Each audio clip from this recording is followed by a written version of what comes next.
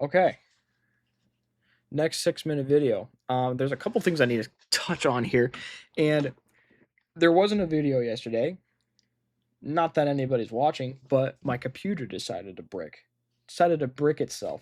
I get up in the morning after I'd powered it down the last night, and I'm powering it on, clicking my mouse, and it gives me a black screen.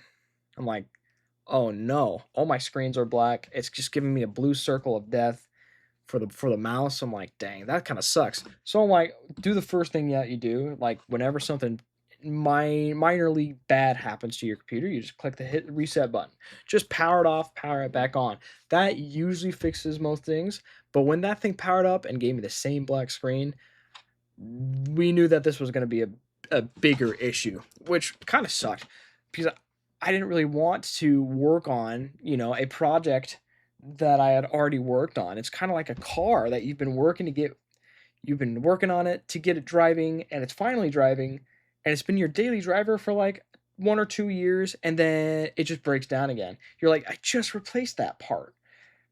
Same thing here. I've done everything I need to keep this thing running and running healthily and fine, but it's just broke down, which was really sucks. It really, really sucky.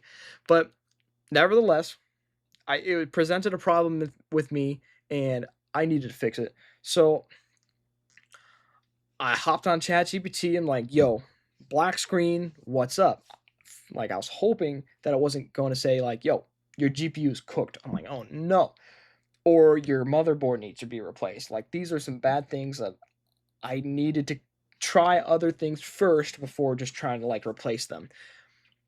So it was giving me some ideas in terminal in the BIOS, like, hey, you need to type in these commands. Okay, that's great. I typed those commands, didn't work.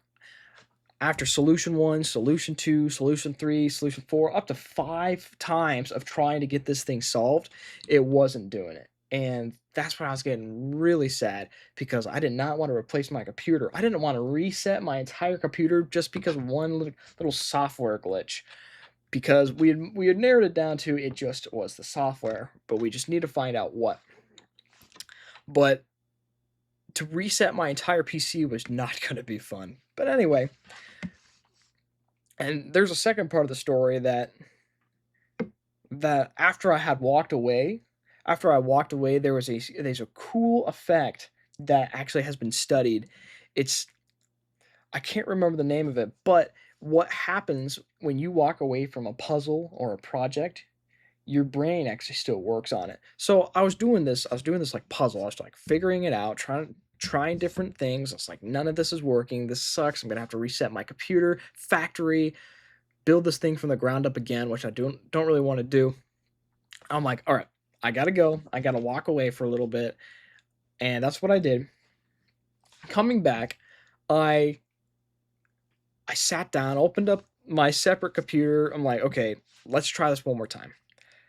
And I'm like, that look that makes sense. Let's run this command. Let's do it. Let's power it back on. And it did. It powered on just fine. The first solution worked, and it was incredible. I'm like, wow, that's amazing. And I was thinking that just thinking there, like, wow, this would be really good to talk about because there's an actual thing in your brain that activates when these circumstances happen. It's called, I don't know what it's called, but your prefrontal lobes on either side of your brain right here, they're right here, and here's your prefrontal cortex kind of sitting in the middle of those two. So these frontal lobes, what they do, when you're away from a puzzle or a problem that you've had and you just can't figure it out, like you are so dead set welded in a place that there's nothing you can do to figure this something out. You walk away for a little bit, and your prefrontal lobes, what they do is they actually take that puzzle problem and they start working on it. Even if you've long gone forgot about it throughout the day, they're still working on it and like diagnosing it, taking it apart, seeing what works, seeing what doesn't, like throwing out your bad ideas and like critically analyzing it, which is really cool. When I came back, my prefrontal lobes had done all the work for me, and all I had to do was just boom, just to get it done.